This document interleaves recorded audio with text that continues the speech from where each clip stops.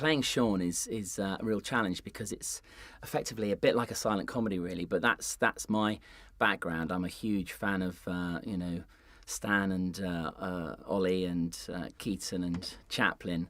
So I try to put Shaun's voice on that same page, really. But instead of using words, we use a series of bars and expressions.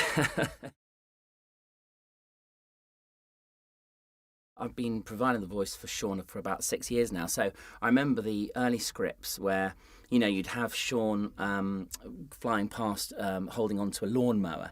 So you experiment really with your voice. I found that I kind of went with kind of a, and you just experiment like that, and you come up with the right sound and the vocal for each scene. Another example is Shaun was playing football and was tackled quite hard, so he had to kind of say, "Oh, referee," but in a bar, so you'd kind of go, and it goes on.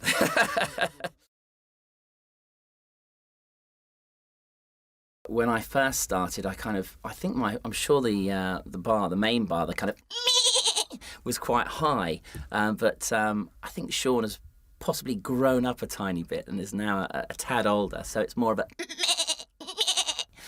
But there's so many expressions, for instance, if Shaun is sad, there's a lot of like,